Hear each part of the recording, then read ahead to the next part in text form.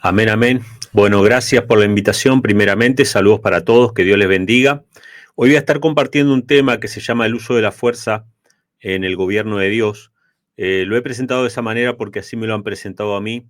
Me lo han, por lo menos se ha presentado en varios grupos y varios hermanos me lo han hecho llegar a mí y lo hemos estado discutiendo también con un grupo de hermanos que estudiamos juntos o que por lo menos compartimos en varios grupos y me pareció importante porque recibí mensajes nuevamente esta semana y yo le comentaba a la hermana que muchas veces no sé de qué voy a hablar y van surgiendo los temas sobre la marcha, pero este tema me pareció importante poder reafirmarlo el día de hoy y tiene que ver con el uso de la fuerza o vamos a ponerlo en esta manera, ¿no? Es si el uso de la fuerza es compatible con el carácter amoroso de Dios o no, y en qué sentido sí y en qué sentido no. Lo voy a aclarar de esa manera porque lamentablemente, muchas veces usan citas y versículos fuera de contexto para afirmar una serie de cosas que no son tan reales, ¿sí? Y hoy vamos a ver este tema de una manera muy sencilla, con ejemplos muy prácticos, básicamente con algunos textos bíblicos y varias citas del Espíritu de Profecía, que son las que me interesa que podamos ver porque en realidad todo este tema surge del Espíritu de Profecía, no surge de una lectura sencilla de la Biblia simplemente, sino que surge de algunas declaraciones del Espíritu de Profecía que entiendo yo se han tomado fuera de contexto. Pero bueno, lo primero que quiero compartir con ustedes es un texto bíblico que aparece ahí en la pantalla, que es Salmos capítulo 12, que estuve leyendo esta semana y nuevamente me trajo el tema a la mente. Lo estaba leyendo como un devocional. Salmo 12, versículo 1 en adelante, dice al músico principal, Salmo de David, dice así: Salva, oh Jehová, porque se acabaron los piadosos. Yo quiero destacar eso que dice al principio: salva, oh Jehová. Dios es nuestro Padre amoroso. También, vamos a leerlo más adelante, es un legislador, es un rey. Y cuando nosotros le pedimos salvación, esa salvación tiene que ver con salvarnos de nuestros enemigos, tiene que ver con una acción de parte de Dios de luchar por nosotros. Lo vamos a ver en el mismo versículo. Dice, porque han desaparecido los fieles de entre los hijos de los hombres. Mentira habla cada uno con su prójimo. Hablan con labios lisonjeros y con doblez de corazón. Salmos 12:3. Jehová destruirá todos los labios lisonjeros y la lengua que habla soberbias. Cuando nosotros usamos estas dos palabras juntas que aparecen muchas veces en la Biblia, Jehová destruirá o Jehová matará o Jehová castigará o lo que fuera, ahí es donde entra el conflicto, ¿no? Ahí es donde entra la contienda y la discusión. ¿Será que un Dios amoroso puede castigar? ¿Será que un Dios amoroso puede destruir? ¿Será que un Dios creador destruye al mismo tiempo que crea? Entonces ahí viene la discusión. Pero bueno, acá yo lo estoy leyendo como está, pero fíjense ustedes que esta destrucción de Jehová, que dice destruirá todos los labios lisonjeros y las lenguas que hablan soberbia, tiene un propósito. Y tiene el propósito de salvar. Tiene el propósito de salvar. No es destrucción porque sí. No es una mera venganza iracunda, digamos, como las que los hombres hacen, sino que esta destrucción tiene el propósito de salvar. Dice, los que han dicho, por nuestra lengua prevaleceremos, nuestros labios son nuestros, ¿quién es Señor sobre nosotros? Está hablando de los que oprimen a los pobres o de los que oprimen a los inocentes, a aquellos que están sufriendo injustamente, ¿no? Y estas personas se jactan de que nadie va a hacer justicia, que nadie va a intervenir. De hecho, parte de la creencia del movimiento llamado el carácter de Dios plantea de que Dios no interviene de manera directa, sino que deja que las cosas sigan su curso y se desarrollen de manera natural. Pero en realidad nada sucede de esa manera. En el mundo natural nosotros lo podemos observar también. Yo podría decir hoy, miren, hay una reacción natural, o sea, hay un ciclo natural en el mundo en el que vivimos.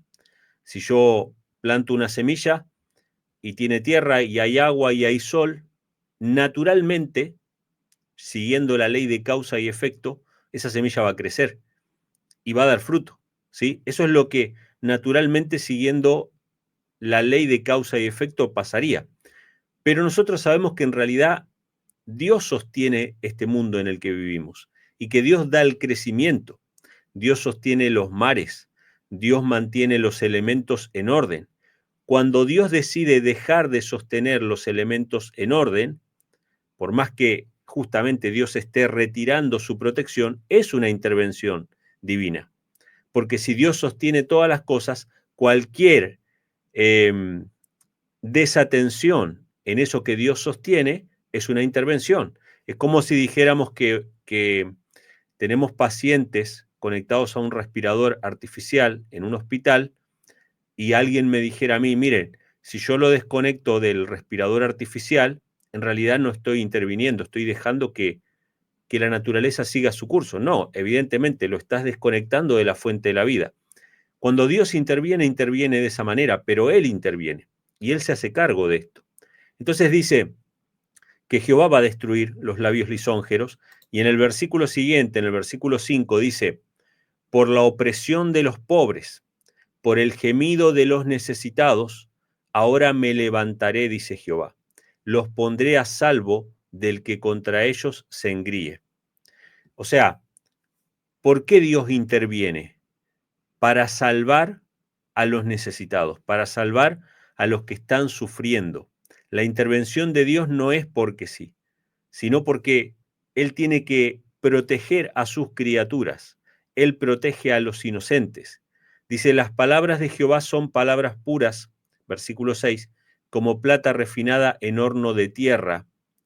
Este versículo me gusta mucho. Lo marqué no porque tuviera algo en particular que ver con este tema, sino porque entiendo yo que la palabra de Dios ha sido purificada, ha sido preservada de manera especial por Dios y ha llegado hasta nosotros. Y nuestra confianza implícita en la palabra de Dios, hermanos, va a determinar si permaneceremos firmes durante la tormenta o no. ¿Sí? Entonces dice el Salmo 12:7, tú Jehová las guardarás, las preservarás de esta generación para siempre. Asediando andan los malos cuando son exaltados, los más viles de los hijos de los hombres. Bueno, este era el salmo principal que quería leer, porque ahí nos habla de que cuando Dios interviene para destruir a los malos, para hacer el uso de la fuerza, es decir, para forzar una situación, y lo vamos a ver más adelante, cada uno, y lo voy a decir de esta manera para que quede bien claro, cada ser humano cosecha lo que siembra. Cada ser humano cosecha lo que siembra. Es la consecuencia inevitable de sus actos. Pero cada ser humano no va a cosechar por propia decisión lo que sembró, sino que va a haber un ente superior que le va a dar a cada uno lo que sembró para que coseche lo que sembró. No sé si me explico. Lo voy a poner en otras palabras. ¿Cuál era el plan de Satanás para Adán y Eva? Cuando Adán y Eva pecaron, el plan de Satanás no era que simplemente comieran del árbol de la ciencia del bien y el mal. El plan de Satanás era de que ellos inmediatamente comieran del árbol de la vida y vivieran para siempre. Dios no permitió eso, Dios los desconectó a ellos de la fuente de la vida, ¿sí? Los sacó del huerto para que no comieran más del árbol de la vida, para que no extendieran su mano y vivieran para siempre. Si el pecado fuera simplemente o esa acción los hubiese llevado inmediatamente a la muerte o progresivamente a la muerte, no importa que comieran de cualquier árbol, es decir, la fuente de la vida era Dios. Dios los desconecta a ellos y ellos empiezan un camino descendente hacia la muerte y murieron con 900 y pico de años, pero comenzaron a morir. Pero Dios forzó esa situación. Dios no les permitió que ellos llegaran al árbol de la vida, pero ese era el plan original de Satanás. Ahora, esta cita que vamos a ver a continuación es la cita en cuestión, que está en el Deseo de todas las gentes, en la página 13, párrafo 2, que habla justamente de que Dios no utiliza la fuerza, y ahora vamos a ver para qué no utiliza la fuerza, y por qué no utiliza la fuerza, ¿sí? En qué sentido no utiliza la fuerza, y por qué eso no contradice en nada lo que estamos leyendo anteriormente. Dice, la tierra quedó oscura porque se comprendió mal a Dios. O sea, los hombres tenían una imagen distorsionada acerca de Dios. A fin de que pudiesen iluminarse las lóbregas sombras, a fin de que el mundo pudiera ser traído de nuevo a Dios, había que quebrantar el engañoso poder de Satanás. Esto no podía hacerse por fuerza. Fíjense, hermanos, Dios no podía obrar por la fuerza cuando se rebeló Satanás, ¿sí? Dios no podía obrar por la fuerza cuando se rebeló a Adán y Eva y obligarlos a que ellos sean fieles. Dios espera que nosotros seamos fieles por propia decisión. Y muchas veces, para que sea por propia decisión, Él tiene que dejar que se desarrollen las consecuencias del pecado, que se vean los frutos del pecado, que se vea todas las consecuencias que trae, ¿sí? Pero Él no puede obligarnos a obedecerle. Él no puede recibir incluso de nosotros una adoración que no sea de corazón. De hecho, mucha gente va a la iglesia y adora a Dios, pero no de corazón, sino para agradar a los hombres. Nada de eso Dios recibe. Y hay gente que incluso va a buscar a Dios por miedo, y Dios tampoco recibe eso, porque Dios no le gusta que le adoremos por la fuerza. Dice, el ejercicio de la fuerza es contrario a los principios del gobierno de Dios. Él desea tan solo el servicio de amor, y el amor no puede ser exigido, no puede ser obtenido por la fuerza o la autoridad. Fíjense qué importante. Cuando dice que la fuerza el uso de la fuerza es contrario a los principios del gobierno de Dios, se refiere a que el amor no puede ser obtenido por la fuerza. La lealtad no puede ser obligada. Dios no puede obligar a Satanás a ser fiel y Dios no puede obligar a Adán y a Eva ni a ninguno de nosotros a ser fiel. Dios no fuerza la conciencia, porque si no fácil sería hacer un chasquido de dedos y cambiar nuestra mente, ¿sí? O cambiar y programarnos para nunca pecar. Podría haber creado robots, autómatas, pero Dios creó seres libres con la capacidad de decidir entre obedecerle o no obedecerle. Y Él desea de nosotros una obediencia no forzada, porque la fuerza es contrario al gobierno de Dios. Ahora, Satanás sí emplea la fuerza para buscar adoración.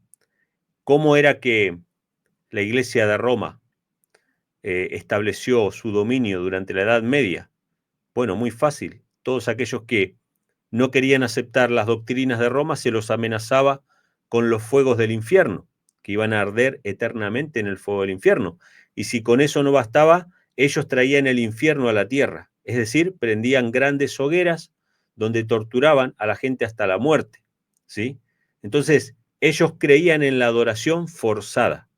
Nosotros como cristianos no creemos en que nada tenga que ser forzado, o sea, nada que tenga que ver con la adoración a Dios, nada que tenga que ver con la lealtad, nada que tenga que ver con los principios de la obediencia a Dios. O sea, a mí nadie me puede, entre comillas, porque hay países donde sí sucede, a mí nadie me puede venir a obligar a adorar en una religión en particular. Yo tengo que ser libre para adorar en la religión en la cual yo crea, según los dictados de mi propia conciencia, que Dios está ahí. Y tengo que hacerlo en libertad. Si no lo hago en libertad, esa adoración obviamente es simplemente hipocresía. No se puede obligar a la gente. Y el gobierno de Dios se maneja de esa manera. Entonces dice, el amor se despierta únicamente por el amor. El conocer a Dios es amarle. Su carácter debe ser manifestado en contraste con el carácter de Satanás. ¿Cómo hacemos para que la gente pueda amar a Dios? Pues tenemos que presentarlo tal como Él es. Cómo Él es, cómo Él se ha manifestado a los hombres en la vida de Cristo. Solamente Cristo podía manifestar perfectamente su carácter. Y esto lo dice en la cita, en la misma diapositiva, pero en la parte que subrayé abajo dice, en todo el universo había un solo ser que podía realizar esta obra. Únicamente aquel que conocía la altura y la profundidad del amor de Dios podía darlo a conocer. Y fíjense qué importante esa parte, hermanos. No había otro ser en el universo que pudiera manifestar el carácter del Padre, sino solamente su amado Hijo. Esto destruye la idea de la Trinidad, porque la Trinidad habla de tres seres o tres personas, Pero acá dice que aparte de Dios, el único que podía darlo a conocer, el único que conocía la anchura y la profundidad del amor de Dios, era Jesucristo, el Hijo de Dios. Dice, sobre la oscura noche del mundo debía nacer el sol de justicia, trayendo salud eterna en sus alas.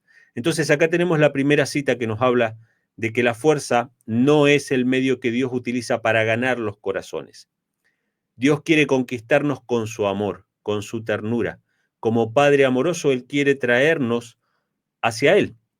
Ahora, no es el contexto en el que estábamos hablando anteriormente, cuando Dios protege para salvar a sus criaturas de los enemigos. En este caso, del enemigo que es Satanás y todos los súbditos de Satanás. Y es muy interesante que en muchas partes en la Biblia se habla acerca de salvación. Por ejemplo, cuando David mata a Goliat o cuando Sansón pelea para, para liberar a los israelitas de los filisteos. O sea, Dios levantó a Sansón para que traiga salvación a Israel. No era simplemente el uso de la fuerza por deporte. No era simplemente para mostrar que él tenía más fortaleza, aunque él muchas veces se jactó y tuvo que arrepentirse y pedir perdón a Dios. Cuando él levantó la quijada y dijo, con esta quijada maté a, no me acuerdo si eran 1000 o no me acuerdo cuántos filisteos, y él se adjudicó para sí la victoria. ¿Qué pasó en ese momento? Tuvo sed y pensó que se iba a morir y Dios tuvo que hacer salir agua de la tierra para que él bebiera, y ahí él reconoció que esa fuerza se la había dado Dios para salvar a Israel. Israel estaba siendo oprimido por sus enemigos y Dios levantó a Sansón, no porque la fuerza sea el medio por el cual iban a convencerse los filisteos y amar a Dios, no, sino para librar a sus hijos que estaban siendo oprimidos, para librarlos de la opresión. De esa manera es que Dios utiliza la fuerza, y lo vamos a ver ahora en algunos ejemplos muy claros, ¿sí? Pero bueno, seguimos avanzando, y en la diapositiva siguiente nos dice el deseo de todas las gentes, página 706, párrafo 5, que dice que Dios podría haber destruido a Satanás y a los que simpatizaban con él tan fácilmente como nosotros podemos arrojar una piedrecita al suelo, pero no lo hizo. Fíjense, cuando Satanás se revela en el cielo, Dios lo podría haber destruido. Y para él hubiese sido muy fácil. Lo podría haber destruido incluso con justicia. Y estaba dentro del derecho de Dios que él tiene sobre sus criaturas. Lo podría haber destruido, pero no lo hizo. Dice, la rebelión no se había de vencer, nuevamente, por la fuerza. ¿Qué hubiese pasado si Dios hubiese destruido a Satanás desde el primer momento? Satanás se revela, trata de arrastrar a cuantos ángeles puede, que sabemos que fueron la tercera parte de los ángeles, y habían muchos ángeles que estaban perplejos porque nunca habían visto la rebelión, nunca habían visto el pecado. Si Dios hubiese suprimido la rebelión de inmediato, si lo hubiese hecho, ¿qué hubiese pasado con los ángeles que estaban indecisos o que no comprendían la magnitud y la dimensión del pecado?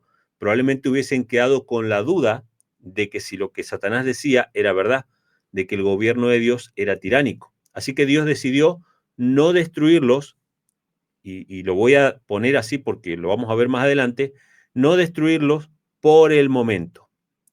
Dios tenía que dejar que se desarrolle el gobierno de Satanás. Dice, solo el gobierno satánico recurre al poder compulsorio. O sea, solamente Satanás es el que de inmediato, sin dejar, o sea, utiliza la fuerza para dominar las conciencias. Pero Dios no podía utilizar la fuerza para dominar las conciencias de sus criaturas. Él tenía que dejar que cada uno viera por sí mismo cuáles eran las consecuencias del pecado, para que al final el acto de la destrucción de los impíos no sea cuestionado. Pero la destrucción de los impíos iba a suceder, ¿sí? Entonces dice, los principios del Señor no son de este orden, su autoridad descansa en la bondad, la misericordia y el amor, y la presentación de estos principios es el medio que quiere emplear. El gobierno de Dios es moral, y la verdad y el amor han de ser la fuerza que lo haga prevalecer, ¿sí? Fíjense estas expresiones que la vamos a ver más adelante, Dios es un gobernante moral. El gobierno de Dios es moral y la verdad y el amor han de ser la fuerza que lo haga prevalecer. Yo voy a hacer una analogía con los gobiernos civiles de aquí de la tierra, no porque a mí se me ocurra, sino porque en la Biblia y el Espíritu de Profecía están plasmados estos ejemplos. Sí, lo vamos a leer a continuación, pero voy a hacer una pequeña analogía. En una dictadura, ¿no? Usted tiene derecho a la defensa, a la legítima defensa, perdón, derecho a la defensa en un tribunal, derecho a abogado, derecho a tener un juicio justo. Usted es considerado, perdón que hay un micrófono, parece que está abierto, hay unos golpes, hermanos. Se están escuchando unos golpes, sí. Sí, en una dictadura, a usted lo llevan a un juicio justo por jurado donde se demuestren sus crímenes. Evidentemente no. En una dictadura, si usted habla en contra del dictador o lo que fuera, de inmediato es metido en prisión sin juicio. Y en muchos lugares son ejecutadas las personas sin demostrar sus crímenes. O sea, no se demuestra, no es inocente hasta que se demuestre lo contrario. Pero en una democracia libre, en un país medianamente libre, usted tiene derecho a un juicio, tiene derecho a que de lo que se lo acusa a usted se demuestre para que después venga la penalidad. Si Dios hubiese destruido a Satanás desde el principio, hubiese sido como un dictador, porque hubiese, delante de todos los ángeles, decretado que Satanás era culpable, lo cual era verdad, era culpable, pero él no lo hizo.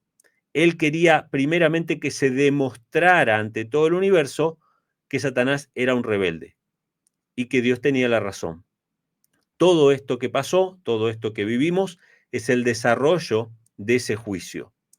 Es decir, que Satanás no fue dado por culpable de inmediato, sino que se dejó, y vamos a ver varias cosas, hermanos, se dejó no solamente que se desarrollara su gobierno, sino que incluso que se viera a ver si él tenía el poder que pretendía tener. Y lo vamos a leer también a continuación, ¿sí? Entonces, presten atención a cada uno de estos detalles porque si los leemos sueltos, podemos llegar a una conclusión equivocada.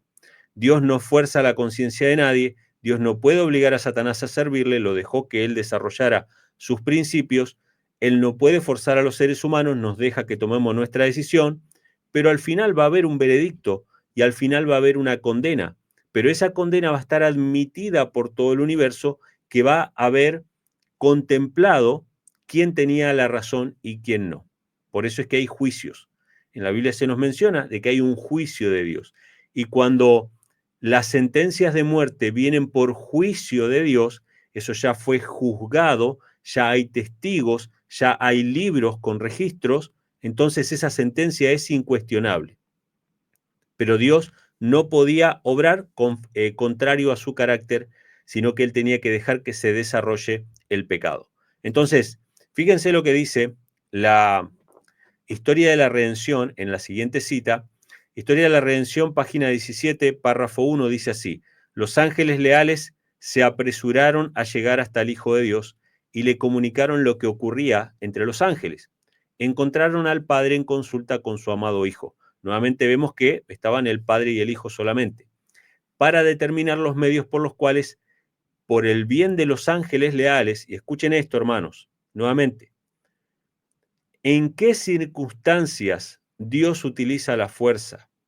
Solamente cuando es por el bien de sus criaturas, para salvar, no para convencer a nadie. No es que utiliza la fuerza para convencer a Satanás de que lo adore, no, es para cuidar a sus hijos de Satanás. Es decir, el momento en el que Dios utiliza la fuerza es para preservación de sus hijos inocentes. Entonces dice que querían determinar los medios por los cuales, por el bien de los ángeles leales, pondrían fin para siempre a la autoridad que había asumido Satanás. O sea, ¿cuál medio se iba a emplear? Dice, el gran Dios podría haber expulsado inmediatamente del cielo a este archiengañador, pero ese no era su propósito. Fíjense la expresión, hermanos. En la cita anterior leímos de que Dios podría haber destruido de inmediato a Satanás, pero ese no fue su propósito. ¿Eso significa que no lo iba a destruir? No, porque acá dice lo mismo, él podría haber expulsado inmediatamente del cielo a Satanás, pero no era su propósito. ¿Eso significa que no lo iba a expulsar? No, porque sabemos que después lo expulsó y sabemos que después lo va a destruir. Lo que está diciendo simplemente es que Dios quería que se vea, que se evidencie quién tenía razón y quién no, que no se iba a dar una condena sin juicio previo, ¿sí? Entonces dice, en la parte verde, dice, daría a los rebeldes, y escuchen esto, hermanos, daría a los rebeldes una justa oportunidad para que midieran sus fuerzas con su propio Hijo y sus ángeles leales. Marquen esta parte, hermanos. Dios le iba a dar tiempo a Satanás, no lo expulsó del cielo de inmediato, le dio tiempo para que midiera sus fuerzas. El uso de la fuerza es contrario a los principios de Dios, claro que sí, para convencer. El uso de la fuerza es contrario a los principios del gobierno de Dios, claro que sí, para hacer que alguien adore. Esto no era para convencer a Satanás. Esto no era para hacer que Satanás se doblegue ante Miguel y sus ángeles y diga, bueno, ahora voy a adorar porque me están obligando a adorar. No, porque Dios no puede recibir una adoración de esas características. Esta era una prueba para que se viera si realmente Satanás y sus ángeles podían vencer en una lucha a Cristo y a sus ángeles. ¿Por qué? Porque Satanás cuestionó la autoridad del Hijo de Dios. Satanás no comprendía o no quería comprender, no quería aceptar de que Jesús no era creado como él, de que Jesús era superior a él. Satanás no tenía problema de estar debajo de Dios el Padre, pero sí tenía problema de estar debajo del Hijo de Dios. Él no podía aceptar que Jesús, a diferencia de él, era engendrado y no creado, era superior a él, y por lo tanto Dios dejó, escuchen esto, hermanos, Dios dejó que se midieran las fuerzas. O sea que hubo lucha, hubo fuerza, hubo utilización de la fuerza, pero no con el propósito de convencer o obligar a Satanás a adorar a Dios, sino para que todo el universo vea que Satanás no tenía razón al reclamar una autoridad que no le correspondía. Entonces dice, en esa batalla cada ángel elegiría su propio bando y lo pondría de manifiesto ante todos. No hubiera sido conveniente permitir que permaneciera en el cielo ninguno de los que se habían unido con Satanás en su rebelión. O sea que después de esa batalla fueron expulsados. Habían aprendido la lección de la genuina rebelión contra la inmutable ley de Dios y eso era irremediable. Si Dios hubiera ejercido su poder para castigar a este jefe rebelde, los ángeles subversivos no se habrían puesto en evidencia. Por eso Dios siguió otro camino, pues quería manifestar definitivamente a toda la hueste celestial su justicia y su juicio. Es decir, Dios no lo expulsó de inmediato, Dios no lo destruyó de inmediato, dejó que midieran fuerzas con su Hijo, con Jesucristo, para que todos vieran que Él no tenía la razón. ¿Y para qué? Para que al final, lo vamos a ver ahora, nadie cuestionara la destrucción final de Satanás y de los ángeles malos. En la siguiente diapositiva, es del conflicto de los siglos, página 493, párrafo 4, dice, esto está hablando ya del final del conflicto, dice, todo el universo habrá visto la naturaleza y los resultados del pecado. Todo el universo habrá visto la naturaleza y los resultados del pecado. O sea, ya todos vieron, todos juzgaron, se sabe quién es culpable, se sabe quién es inocente. Y su destrucción completa, que en un principio hubiese atemorizado a los ángeles y deshonrado a Dios, justificará entonces el amor de Dios. Hermanos, lo que está diciendo esta cita es, ¿por qué Dios no destruyó a Satanás desde un comienzo? Hubiese atemorizado a los ángeles, hubiese despertado dudas, hubiese manchado el honor de Dios. Pero ahora que todos vieron los resultados del pecado, la destrucción completa que no se hizo al principio, se va a hacer con toda justicia. Y eso va a justificar el amor de Dios. Establecerá su gloria ante un universo de seres que se deleitarán en hacer su voluntad y en cuyos corazones se encontrará su ley. ¿Sí? Y esto es importante, hermanos.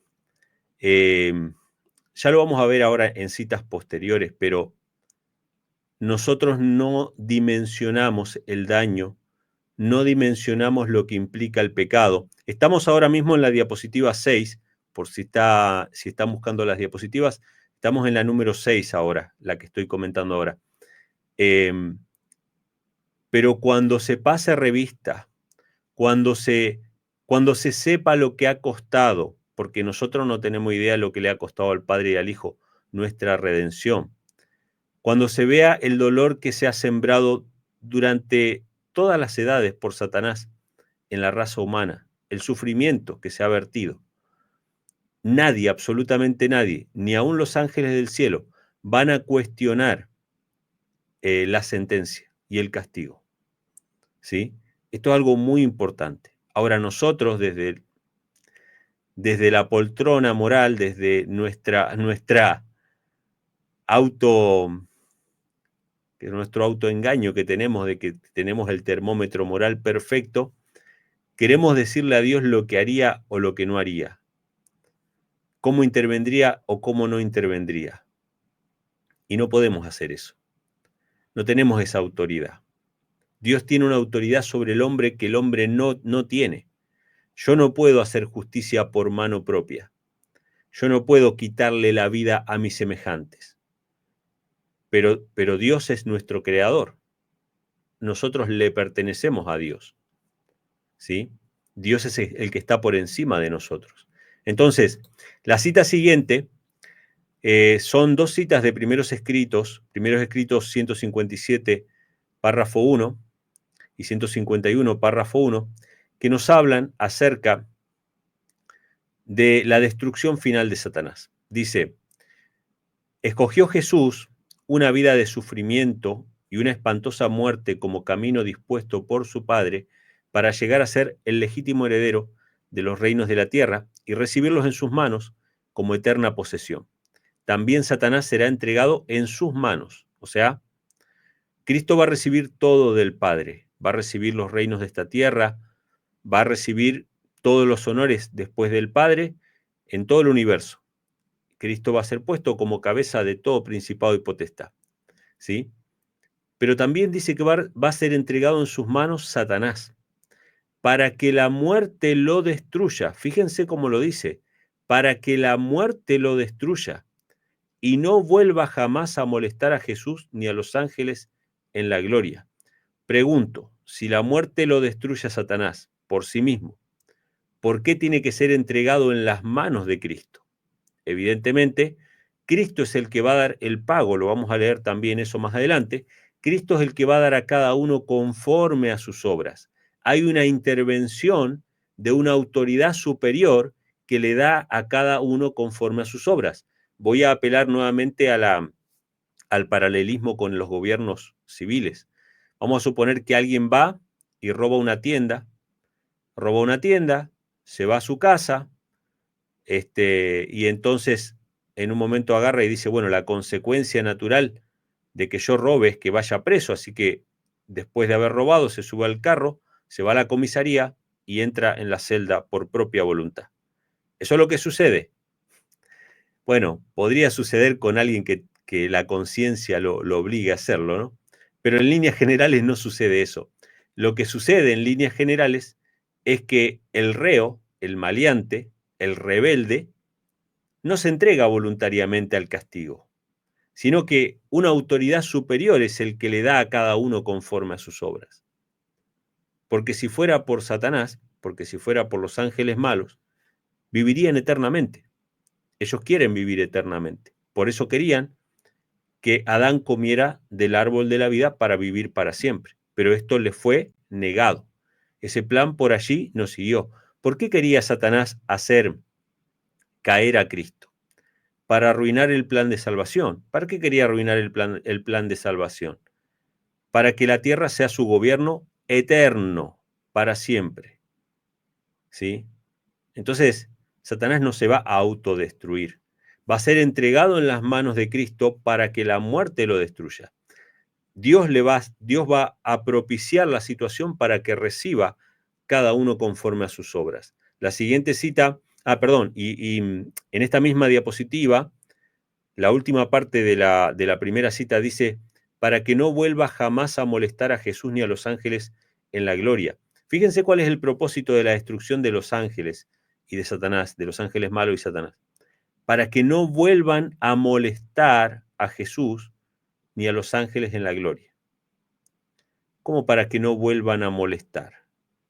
¿Qué pasaría si vivieran eternamente los impíos? ¿Cuál sería su placer, su gozo? Lo vamos a ver también. Causar daño, causar dolor. El sufrimiento sería eterno, ¿sí? Entonces, Primeros Escritos 151.1, la cita que está en la parte de abajo de la diapositiva, dice, estamos en la diapositiva 7 ahora, su Padre le daría el reino y la grandeza del dominio bajo todo el cielo, a Cristo, ¿no? Y él lo poseería por siempre jamás. Satanás y los pecadores serían destruidos. Lo que no pasó al principio va a pasar al final, para que nunca perturbasen el cielo ni la nueva tierra purificada. ¿Con qué razón, con qué motivo van a ser destruidos Satanás y los pecadores? Para proteger, para salvar a sus hijos, para que la tierra nueva no sea perturbada por los malvados, por los malignos.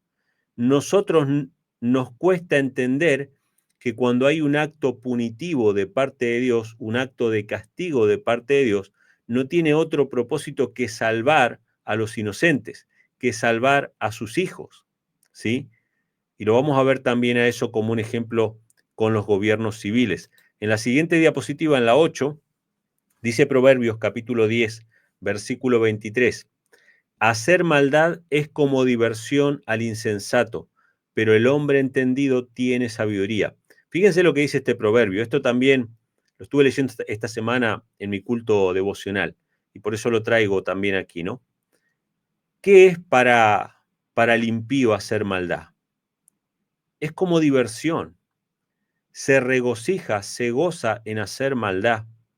¿Qué pasaría si Satanás viviera eternamente? ¿Qué pasaría si los impíos no fueran destruidos? Su única motivación sería hacer daño, causar sufrimiento. Y por eso muchas veces Dios tiene que intervenir. Y Dios ha tenido que intervenir también en el pasado, más de una vez, para preservar a su pueblo escogido. La destrucción de naciones enteras eran porque esas personas estaban totalmente pervertidas y su único propósito en este mundo era hacer el mal, hacer la maldad. Entonces no había ya vuelta atrás, no había otra opción de que esas personas se pudieran arrepentir. Entonces Dios, en su sabiduría, mandó que fueran destruidas esas naciones. Y hay varias citas que yo no las he traído aquí, pero Elena G. White lo menciona, que mucha gente se horroriza de que Dios haya mandado destruir naciones enteras, pero que no se dan cuenta de que eso era parte del plan amoroso de Dios, porque Dios estaba preservando a su pueblo. El Mesías tenía que nacer y Satanás estaba utilizando a los hombres para destruir ese linaje, para que no naciera el libertador, para que no naciera nuestro redentor. De hecho, para que no hubiera pueblo de Dios en absoluto. Satanás siempre trató de destruir y de matar absolutamente a todos los hijos de Dios, de que no existieran hijos de Dios en esta tierra. Él quería que su gobierno en esta tierra sea absoluto y Dios lo preservó. ¿Cómo lo preservó? En más de una ocasión, utilizando la fuerza.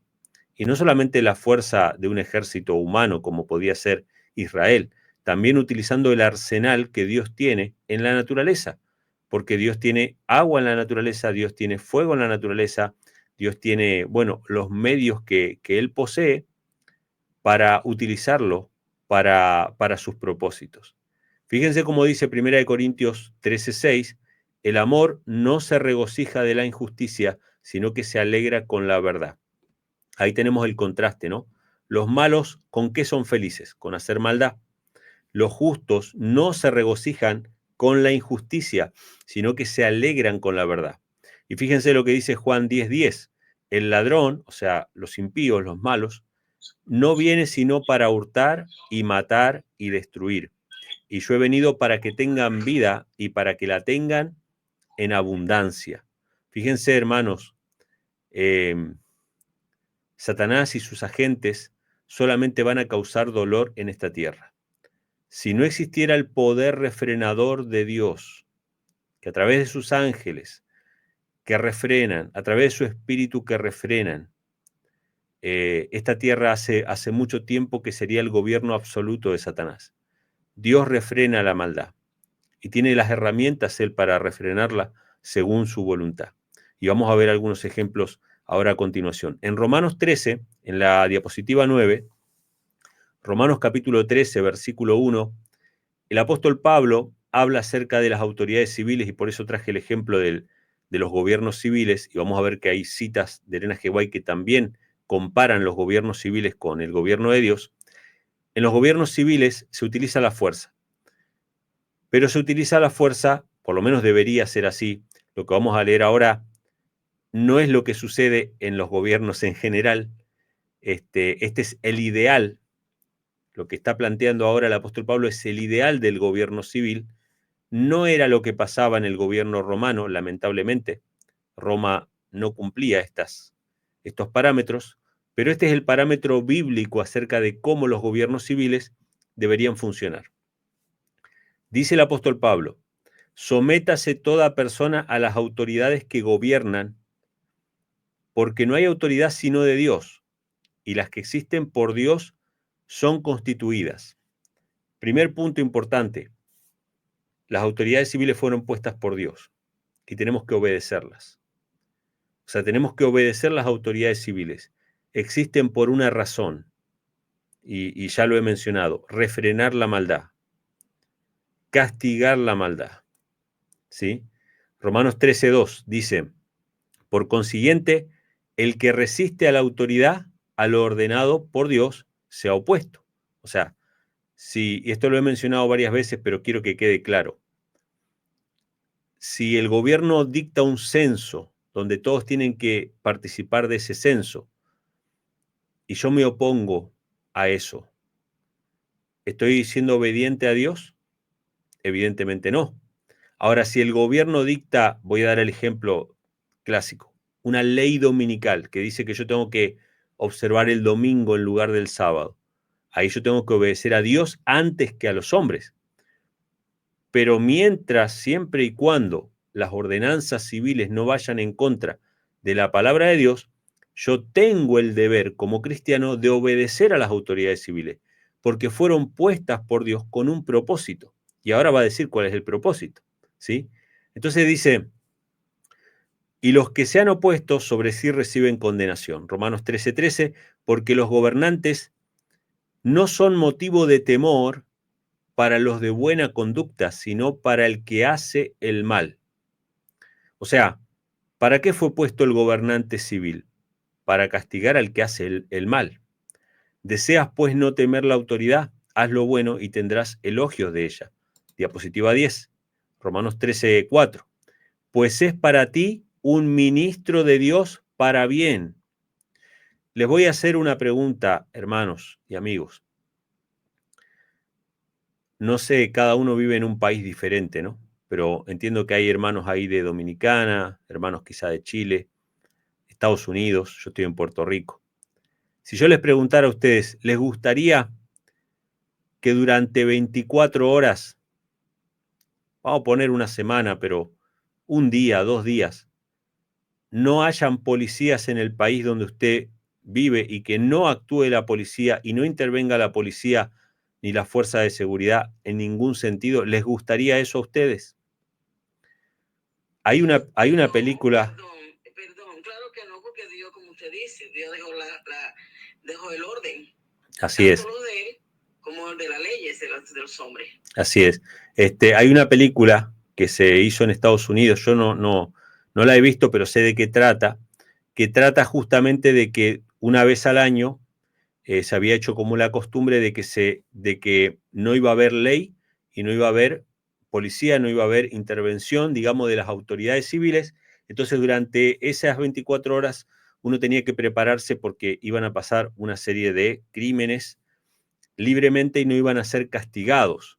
Entonces, cuando la Biblia dice que el ministro, que los gobernantes civiles son ministros de Dios para nuestro bien, solamente dimensionamos cuando nos imaginamos esa escena de que por 24 horas saquen la policía. Ahí usted se da cuenta de que hay ministros que trabajan para Dios para contener la maldad. Obviamente, ¿cómo lo hacen? A través de la fuerza. Pero no es que lo digo yo, lo dice la misma Biblia. O sea, a través de la fuerza, Dios utiliza para contener, así como Él utiliza a sus ángeles, que también han utilizado la fuerza. Por ejemplo, cuando los asirios estaban asediando al pueblo de Israel, Dios mandó un ángel que en una noche mató a 85.000 asirios, ¿sí? Justamente para salvar a su pueblo oprimido, para salvar a los que estaban clamando por salvación. Entonces, cuando lo vemos de esa manera, nosotros decimos, no, está bien, el gobierno de Dios no utiliza la fuerza, pero ninguno de ustedes querría que falte la policía durante 24 horas. Y si eso sucediera, lo más probable es que ustedes agarrarían, aunque sea un palo para proteger a su familia y trabar la puerta. Y cuando ustedes traben la puerta y pongan la llave esta noche para irse a dormir, lo que ustedes están haciendo es utilizar la fuerza.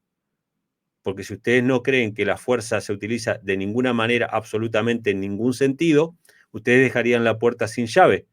Porque si alguien quiere entrar, usted tendría que decirle adelante. Pero nadie hace eso. Porque cuando Elena G. White habla de que la fuerza no es parte del gobierno de Dios, se refiere a convencer a las personas. Nosotros no creemos tampoco en el uso de la fuerza para convencer a la gente del evangelio.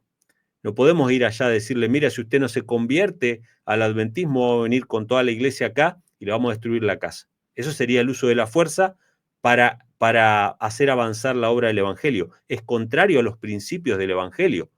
Nosotros queremos predicar a Cristo y que la gente se enamore de Cristo y que por amor a Cristo le siga. Es la única manera. Pero eso no significa de que no creamos que la fuerza sirve para proteger nuestra casa y nuestra familia. Entonces nuestra casa la cerramos con llave, ¿sí? Y nos gusta que esté la policía para protegernos, pero decimos, no, pero el uso de la fuerza es malo. Sí, es malo en el sentido de convencer a alguien, pero no de proteger, porque Dios ha protegido a través de la fuerza a su pueblo y a sus hijos. Y nos protege incluso a través de las autoridades civiles por medio de la fuerza. Entonces dice, Romanos 13:6, dice, Romanos 13:4, pues es para ti un ministro de Dios para bien, pero si haces lo malo, teme, porque no en vano lleva la espada, pues ministro es de Dios, un vengador que castiga al que practica lo malo. Es decir, Dios lo puso para refrenar la maldad, porque no todas las personas van a amar a Dios y amar al prójimo como a uno mismo. Los que aman a Dios y aman al prójimo como a uno mismo andan por la vida sin pensando en hacerle mal a nadie. Pero hay gente que simula o que finge creer eso, pero si puede robar, roba, si puede matar, mata, si puede quedarse con las cosas de los demás. Entonces tiene que existir un poder superior que castigue esas cuestiones para proteger a los inocentes, ¿sí? Entonces dice Romanos 13:5, por tanto, es necesario someterse, no solo por razón del castigo, sino también por causa de la conciencia. Nosotros como cristianos no es que no vamos a robar ni a matar por temor al castigo. Nosotros como cristianos no robamos ni matamos porque amamos a Dios y guardamos sus mandamientos. Pero para que más o menos el mundo funcione y no se autodestruya de inmediato, Dios tiene que utilizar una contención, ¿sí? Tiene que utilizar un medio para mantener las cosas en una mediana armonía. Entonces dice, versículo 6, pues por esto también pagáis impuestos, porque los gobernantes son servidores de Dios, dedicados precisamente a esto. Versículo 7, pagad a todos los que debáis, al que el impuesto, impuesto, al que tributo, tributo, y al que temor, temor, y al que honor, honor. Fíjense qué importante.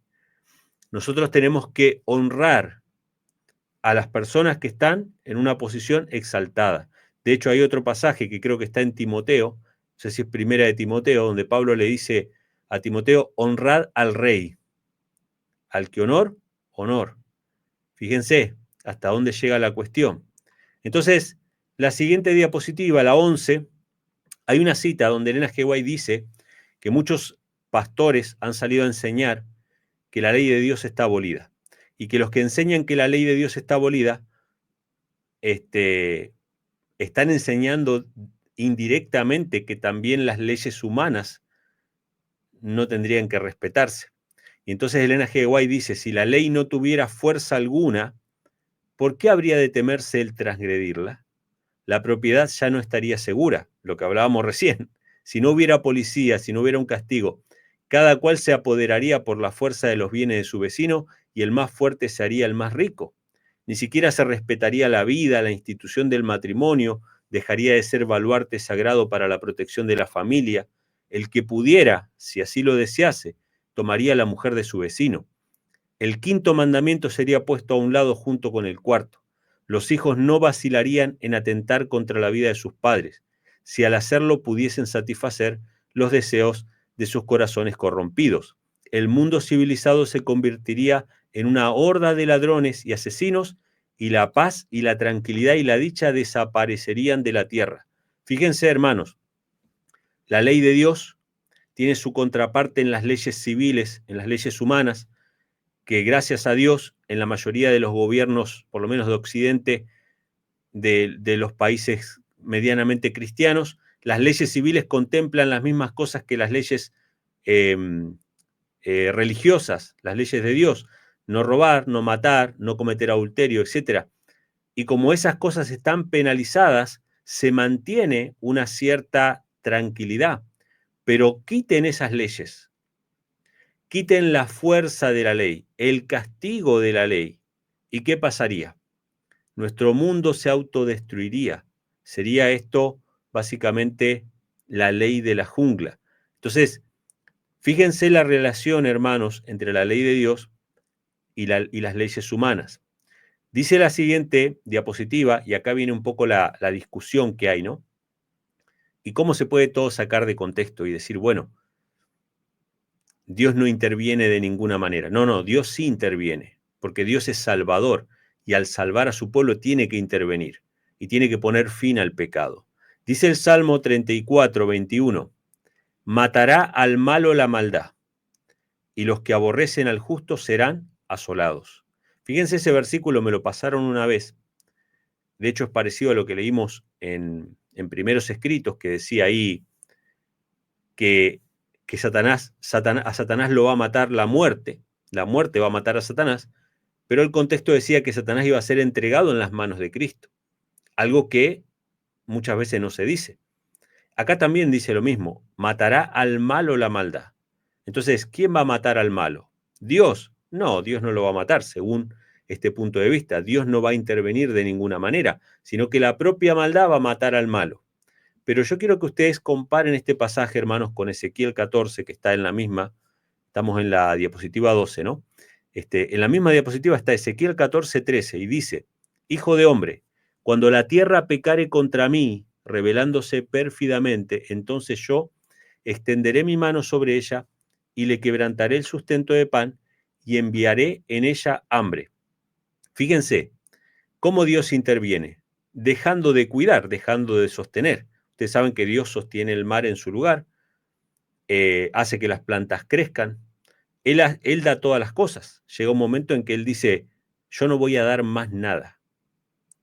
Yo voy a hacer que venga el hambre. Yo enviaré el hambre. Haré que no haya sustento.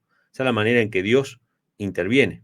Dice, cortaré de ella al hombre y a sus bestias. Ezequiel 14, 14 dice, aunque no estuviesen en medio de ella estos tres varones, y aunque estuviesen en medio de ella estos tres varones, Noé, Daniel y Job, solo ellos por su justicia librarán sus propias almas, dice el Señor Jehová. Versículo 20, Ezequiel 14, 20. Y si estuviesen en medio de ella Noé, Daniel y Job, vivo yo, dice Jehová el Señor, no librarán a hijo ni a hija, pero ellos por su justicia librarán sus almas. Pregunta que yo les hago, si yo quisiera torcer las escrituras y hacerle decir a la Biblia lo que la Biblia no dice. Al malo lo va a matar la maldad. Dios no va a intervenir de ninguna manera, supuestamente. Al malo lo mata la maldad, pero sabemos que Dios es el que hace que coseche lo que sembró. Podríamos decir lo mismo de lo que dice Ezequiel 14, versículos 13, 14 y 20, donde se menciona de que si Dios castiga a Israel y en esa ciudad estuvieran Noé, Daniel y Job, ellos no podrían salvar a otros, pero dice, la justicia de ellos los salvaría, por su propia justicia librarían sus propias almas. Si yo lo leo de la misma manera que leí el versículo anterior, diría de que Dios no tiene nada que ver con la salvación de ellos, de que su propia justicia los salvó. Y ninguno de nosotros, hermanos, aceptaría eso. Sí hay una parte que hacen ellos, ¿sí? Sí hay una parte que ellos ponen para seguir a Dios, pero evidentemente no es la justicia exclusiva sin intervención divina lo que los salva, Dios los salva.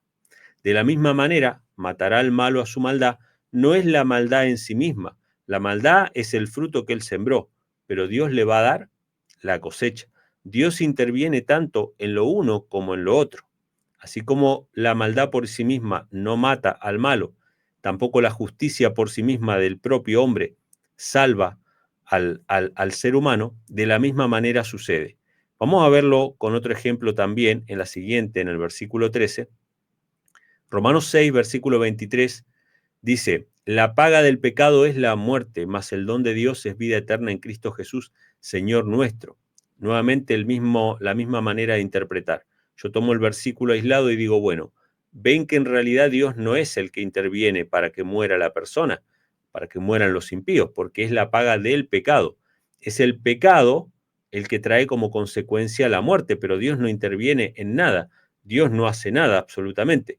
Pero si vamos a Hebreos 10:30, dice, pues conocemos al que dijo, mía es la venganza, yo daré el pago, dice el Señor, y otra vez el Señor juzgará a su pueblo.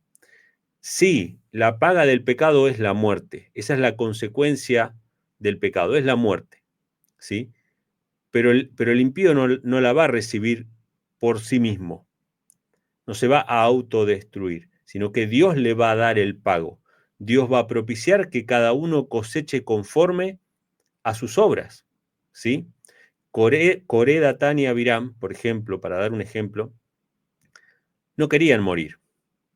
Coré, Datán y Abiram no querían caer al corazón de la tierra. Dios le dio el pago. Sí, la paga del pecado era la muerte, pero Dios le dio el pago. De hecho, las palabras de Moisés son las siguientes. Si esta gente muere como muere cualquier persona, sin que nada extraño pase, Dios no me envió. Eso es lo que dice Moisés. Pero si Dios hace algo diferente y se abre la tierra y ellos y todas sus familias bajan vivos al Seol, a las profundidades, entonces es que Dios me envió. Eso dijo Moisés. No lo dijo por su propio orgullo, lo dijo porque Dios se lo reveló, Dios se lo inspiró para que lo dijera. Entonces Coré, Datán y Abiram no es que dijeron, bueno, pecaron y entonces, qué sé yo, empezó como un deterioro inevitable por la violación de la ley. No, Dios intervino de manera clara, puntual, ¿sí? Dios le dio el pago, era la consecuencia inevitable, pero Dios le dio el pago, ¿sí?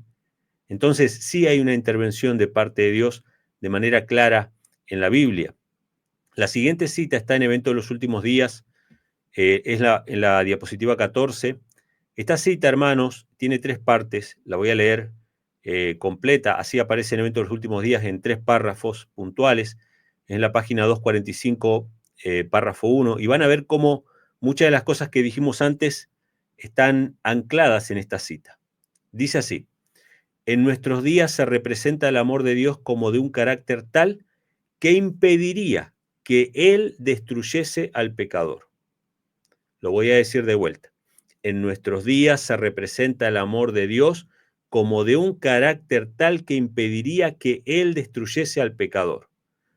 En otras palabras, Elena G. White dice, hoy día la gente está diciendo que Dios es tan bueno y tan amoroso que eso impediría, sería imposible que Dios destruya al pecador. Dios no puede destruir al pecador. Eso es lo que Elena G. White está diciendo. Los hombres razonan, dice, en base a su propia norma inferior de lo correcto y justo. Y yo quiero detenerme en este punto, hermanos. Los hombres razonan en base a su propia norma inferior de lo correcto y justo. Les voy a hacer una pregunta retórica, ¿no? Para que ustedes la mediten simplemente. Me gusta que ustedes puedan meditar estas cuestiones. Si yo les preguntara por sus padres, por ejemplo, ¿no? Y le digo, bueno, a vuestros padres, ¿los castigaban en la casa físicamente? Muy probablemente muchos de ustedes van a decir que sí. Porque a nuestros padres les daban, incluso a mí también, yo ya soy de la generación en que nuestros padres nos daban un cintazo, nos daban un varillazo, y si ustedes iban y les preguntaban a ellos por qué lo hacían, no le iban a decir que era porque odiaban a sus hijos. Ellos le iban a decir que era porque los amaban y querían corregirlos y querían que aprendiesen ciertas cosas. Si vamos a una generación posterior, ¿sí? Ya más la generación, yo estoy en un intermedio, pero los que son un poquito más jóvenes que yo, capaz que ya los padres no le pegaban, sino que simplemente los mandaban al cuarto para castigarlos, o les prohibían ver la tele o salir con sus amigos. Eran castigos no físicos. Y si van y le preguntan a esos padres más jóvenes, van a decir que los castigan de esa manera porque los aman. Y si van a una generación posterior, ya los jovencitos de ahora que tienen bebés chiquitos o nenes chiquitos, y les preguntan qué tipo de castigos le dan, pues probablemente no le den ninguno, absolutamente nada, y le dejan hacer lo que quieran. Y si le preguntan por qué le dejan hacer lo que quieran, le va a decir, porque los amamos y quiero que tengan lo que yo no tuve, etcétera, etcétera. ¿Por qué les estoy contando esta historia? Porque quiero que ustedes vean que en 3 generaciones los conceptos de amor, justicia, de lo que es bueno, de lo que es correcto y todo eso cambia vertiginosamente de una generación a otra. No es el mismo concepto de amor que tenían nuestros abuelos, que tenían nuestros padres y que tienen nuestros hijos. Cambió totalmente. Alguno va a decir para bien, otro va a decir para mal, pero el punto no es ese. El punto es que el hombre es cambiante y no tiene una noción clara de lo que es justo y recto, y no puede decirle a Dios lo que debería hacer. Entonces, Elena G. White dice, los hombres razonan en base a su propia forma inferior de lo correcto y justo. Y pone un salmo ahí, Salmo 50, 21. ¿Pensabas que de cierto sería yo como tú? O sea, Dios no es como nosotros. Dios no haría lo que nosotros pensamos que debería hacerse. Entonces dice, miden a Dios comparándolo con ellos mismos, razonan sobre cómo actuarían bajo las circunstancias y llegan a la conclusión de que Dios haría como ellos se imaginan que haría. Es decir, que Dios es incapaz de destruir al pecador. Porque así comienza la cita. Ellos dicen que Dios sería incapaz de destruir al pecador. Diapositiva 15. Esto sigue, pero es parte de la misma cita. Evento de los últimos días, 245, párrafo 2. Dice, en ningún reino, y escuchen esto, hermanos, porque ahora viene la comparación con los reinos terrenales, con los gobiernos terrenales. En ningún reino ni gobierno se les permite decir a los transgresores de la ley qué castigo deben ejecutarse contra aquellos que han violado la ley. Lo que está diciendo acá es que usted no va a la cárcel, donde están todos los reos castigados, todos los pecadores. Usted no va a la cárcel y les pregunta a ellos, bueno, vamos a hacer un censo. Viene el gobernante de turno y dice, vamos a hacer un censo acá en la cárcel para que los maleantes determinen cuál sería el castigo adecuado para los delitos. Nadie hace eso. O sea, ningún gobierno le pregunta al reo qué castigo merecería. Dice, todo lo que tenemos, todas las mercedes de su gracia que poseemos, se las debemos a Dios. Y ahora viene una parte importante, hermanos. El carácter ofensivo del pecado contra un Dios tal no puede estimarse más de lo que pueden medirse los cielos con un palmo. O sea, nosotros no tenemos idea del carácter ofensivo del pecado como lo es para Dios. Dios es el que mide la justicia desde un lugar donde ve todo el panorama. Nosotros no vemos nada. No se nos puede preguntar a nosotros qué haría Dios o qué no haría, si Dios destruye o no destruye. No se nos puede preguntar a nosotros. Nosotros tenemos un juicio limitado. Y fíjense cómo dice, Dios es un gobernador moral, así como un padre. Fíjense que habíamos leído una cita anterior que decía que Dios tenía un gobierno moral, ¿sí? Y acá lo pone a esto de que Dios es un gobernante moral al mismo tiempo que un padre. O sea, Dios es nuestro Padre amoroso, pero al mismo tiempo es un gobernante moral. Nosotros a veces nos vamos a los dos extremos y decimos, bueno, Dios es un gobernante moral allá lejos y no es mi Padre, está lejos de mí. Satanás está contento con eso. Pero si yo agarro y digo, bueno, Dios es mi Padre amoroso, pero no es un gobernante moral y no tiene ley y no hay un gobierno y no hay todo lo que conlleva eso, también Satanás va a estar contento conmigo. Porque voy a estar viendo solamente su misericordia y no su justicia. Dios tiene dos características, justicia y misericordia. Entonces dice, Dios es un gobernante moral, así como un padre. Es el legislador. Y escuchen lo que dice a continuación. Hace y ejecuta sus leyes. ¿Cómo dice? Hace y ejecuta sus leyes. ¿Sí? No solamente Él tiene las leyes, las ejecuta. La ley que no tiene penalidad no tiene fuerza. Dios es un gobernante moral, Él hace y ejecuta sus leyes, la ley que no tiene penalidad no tiene fuerza. Lo leímos hace un rato en una cita del conflicto de los siglos. ¿Qué pasaría si la ley no tuviera un castigo? El mundo sería un caos, no habría penalidad, no hay policía, nadie va a ir preso por robar. Entonces, el mundo sería un caos. Y acá lo vuelvo a decir, la ley que no tiene penalidad no tiene fuerza.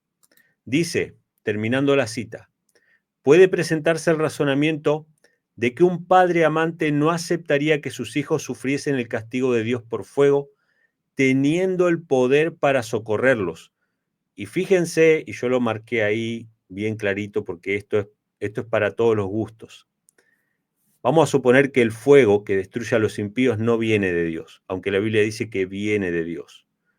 Dice, al final del milenio va a descender fuego de Dios que los va a consumir. La misma sierva del Señor lo dice también en primeros escritos, en la destrucción de los impíos. Es un fuego de Dios que consume a los impíos. Pero vamos a suponer que ese fuego no viene de Dios, que ese es un fuego que se enciende adentro de ellos. Pónganlo como quieran. El resultado es el mismo. Dios pudiendo intervenir, pudiendo socorrerlos, no los va a socorrer. Y entonces el razonamiento es el mismo. Dice, puede presentarse el razonamiento de que un padre amante no aceptaría que sus hijos sufriesen el castigo de Dios por fuego, teniendo el poder para socorrerlos. O sea, Dios podría salvarlos del fuego, pero no los salva. Van a ser destruidos por el fuego. Dice, pero, y escuchen esto, hermanos, ¿por qué Dios no los va a salvar? Dice, pero por el bien de sus súbditos y por su seguridad, Dios castigará al transgresor, ¿sí? Dios no obra basado en el plan del hombre. Hay gente que puede llegar a pensar, lo estoy poniendo en otras palabras, que un padre amante no aceptaría que ninguna de sus criaturas sea destruida por fuego, pudiendo socorrerlo. Pero por el bien de sus súbditos, ¿por qué es la única razón que Dios utiliza la fuerza, que Dios sí destruye, que va a destruir al pecador? Es para salvar, es por el bien de sus criaturas, es por su seguridad. Por el bien de sus súbditos y por su seguridad, Dios castigará al transgresor. Dios no obra basado en el plan del hombre. Él puede aplicar una justicia infinita que el hombre no tiene derecho a administrar a un semejante. Y yo quiero que presten atención a lo que viene ahora. Dios puede administrar una justicia infinita que el hombre no tiene derecho de administrar a un semejante. Si yo quisiera administrar una justicia por mi propia mano, estaría cometiendo asesinato. Si yo quisiera administrar la justicia por mi propia mano, estaría cometiendo asesinato. Pero para Dios no se aplica eso. Para Dios no se aplica. Dios es el creador, es el dueño de toda la humanidad. Nosotros le pertenecemos. Entonces dice, fíjense el ejemplo, Noé habría desagradado a Dios si hubiese ahogado a uno de los escarnecedores y burladores que lo hostigaban, pero Dios ahogó al vasto mundo. Voy a decirlo de vuelta para que se entienda. Si Noé hubiese ahogado a alguno de los antediluvianos, él hubiese cometido asesinato, pero Dios ahogó al vasto mundo. Lo que Noé no puede hacer, el ser humano no puede hacer, Dios sí tiene derecho a hacer. Lot no habría tenido derecho a infligir castigo a sus yernos, pero Dios lo haría usando de estricta justicia. O sea, nuevamente, Lot no podía él vengar a los que vivían en Sodoma y Gomorra, pero Dios sí lo podía hacer con justicia. Dios está por encima del hombre. ¿Quién dirá, y cita una frase ahí, ¿no? ¿Quién dirá que Dios no hará lo que Él dice que hará? Y esto es un llamado de atención para nosotros, hermanos. Están soplando todo viento de doctrina. Y entonces la gente ha empezado, o sea, yo no les voy a contar ahora los detalles, pero se han empezado a inventar muchísimas cosas acerca de incluso de personajes bíblicos, de profetas, que están tergiversando todas las escrituras. Y me gusta esa frase del final. ¿Quién dirá que Dios no hará lo que Él dice que hará? Nosotros tenemos que aprender a confiar en las escrituras. Si la Biblia dice que Dios envió el diluvio, que de hecho el hermano Frederick estuvo compartiendo algo sobre eso, si la Biblia dice que Dios hizo descender fuego del cielo, nosotros tenemos que aceptar lo que está escrito en la Biblia. No conocemos los pormenores, no conocemos la manera, quizá en todo detalle, en que Dios obra, pero tenemos que aceptar lo que la Biblia dice. Y tenemos que aceptar que Dios hará lo que dijo que hará. Si Él dice que va a destruir a los impíos al final. La última diapositiva es la 17, dice Éxodo 34:5, que es la revelación del carácter de Dios que se da a Moisés. Moisés le pide a Dios que le muestre su gloria, que le muestre su carácter. Entonces, la Biblia menciona de que fue proclamado el nombre de Jehová delante de Moisés. Dice, Jehová descendió en la nube y estuvo allí con él proclamando el nombre de Jehová, y pasando Jehová por delante de él, proclamó, Jehová, Jehová, Dios misericordioso y piadoso, tardo para la ira y grande en benignidad y verdad. ¿Cómo es Dios? Es misericordioso, es piadoso, es tardo para la ira, es grande en amor, es bondadoso. ¿Qué más es Dios? Que guarda la misericordia en millares, que perdona la iniquidad, la rebelión y el pecado. O sea, Él perdona, Él se goza en perdonar. Ese es el amor que nosotros tenemos que presentar delante de los hombres, ¿sí? Y que de ningún modo dará por inocente al culpable. Fíjense lo que dice ahí. De ningún modo, por ningún modo, dará por inocente al culpable, que visita la iniquidad de los padres sobre los hijos de los hijos, hasta la tercera y cuarta generación. Dios es bondadoso, Dios es misericordioso, ama hacer misericordia, pero de ninguna manera va a dar por inocente al culpable, sino que su amor convive con su justicia, su misericordia convive con la ley y con la consecuencia de la ley y con la penalidad de la ley que va a ser al final. Nosotros no podemos dar un mensaje, mis hermanos, no podemos dar un mensaje que diga de que Dios no va a intervenir, de que Dios no va a participar en absolutamente nada que tenga que ver con el juicio ejecutivo al final, porque la Biblia no lo dice así. De hecho, nuestro mensaje que damos de la segunda venida de Cristo, y lo citamos y lo leemos muchas veces, Apocalipsis 22:12, he aquí que Cristo viene, ¿no? Con las nubes, etcétera, y dice que viene a dar a cada uno conforme a sus obras. Es parte de nuestro mensaje. Lo tenemos que presentar. No digo que tengamos que hacer el gran énfasis sobre eso, no digo que tenga que ser el punto central, porque vieron que en el versículo el punto central es que Dios es amoroso, misericordioso, se goza en hacer misericordia, pero también es un gobernador moral. También no va a dejar que pase el culpable. También va a proteger a sus hijos. También tiene una ley, ¿sí? Entonces, este tema, hermanos, del uso de la fuerza, yo espero que haya quedado claro con los ejemplos que se presentaron, de que no podemos usar la fuerza para convencer, no podemos usar la fuerza, Dios no utiliza la fuerza para